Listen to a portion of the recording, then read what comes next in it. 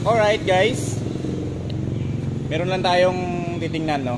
Itong Honda GTR 150 and Honda Winner X 150. So ito yung standard version ng Winner X. Tingnan natin yung pagkakaiba ng dalawa, no? Sa looks. So sa looks, malaking pagkakaiba. Maliit yung GTR, tapos yung Winner X is medyo malapad. Itong headlight ng Winner X, no, parang nasa parang CX. Yung CX series ng Kawasaki, ito yung ganitong style Kung titingnan mo, parang Dito naman sa GTR, so iba siya guys. Makikita niyo yun sa GTR.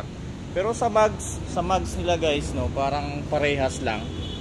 Kaya pag nag-upgrade kayo, like mga slim mags, ayun, pag nag-upgrade kayo sa slim mags ng Winner X tsaka GTR, baka siguro plug and play din yung yung pang GTR na slim mags doon sa Winner X. Baka parehas lang yan guys. Kasi kung titingnan natin sa elbow, parehas lang din. Parehas yung pagkakagawa ng elbow, no. So tingnan natin yung elbow ng ng Winner X. Parehas lang guys, no. Then sa kanyang yung sa driver footrest, magkaiba sila, magkaiba.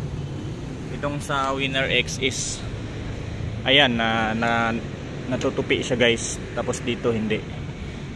So ayan yung pagkakaiba ng kanilang looks and mga accessories. Then sa turn signal light sa Winner X, dito na sa kanyang parang tawag nito pisngi banda dito sa fairings, side fairings niya. So lead na siya guys yung ilaw. Sa GTR naman is bulb pa yung signal light niya, ayan. So ayan yung pagkakaiba nila guys. Then sa GTR naman, headlight niya dito sa taas. Tapos sa Winner X dito yung busina. Ayan yung busina sa loob. Ayan yung busina niya. Tapos ang headlight niya ata dito mismo dito na mismo yung headlight niya. So ayan guys. So ito yung kagandahan dito sa kanyang yung sa driver footrest. Natutupi siya. Pagka nasemplang ka, so possible na hindi siya madadamage ng kasi parang natutupi siya or so ayun lang guys. Tapos sa size ng gulong, no, titingnan natin. Doon sa GTR, parang maliit yung sa GTR. 90 by 80 yung harapan. 90 by 80. Sa Winner X naman 90 by 80. Parehas lang guys. Tapos yung kanyang sprocket.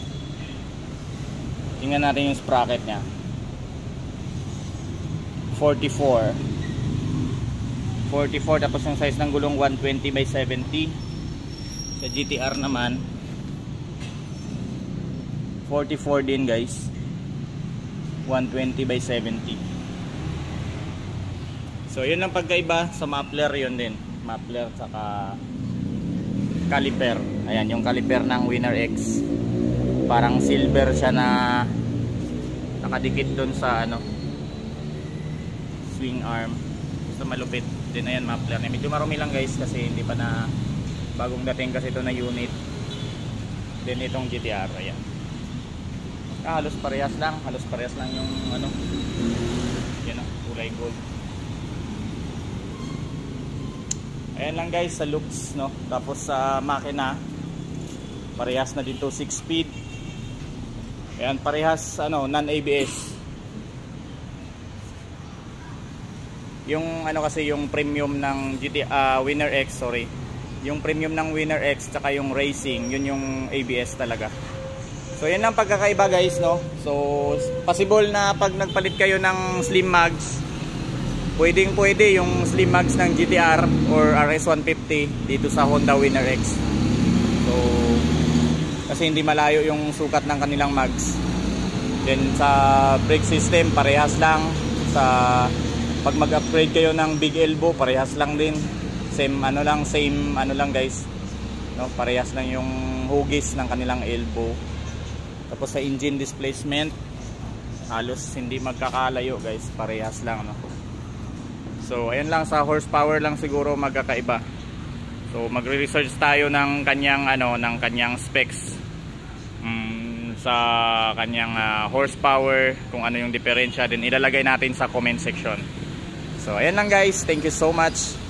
Please follow my page and Facebook, and YouTube channel. Ayan, subscribe nyo aking YouTube channel, Roberto Speed. Thank you.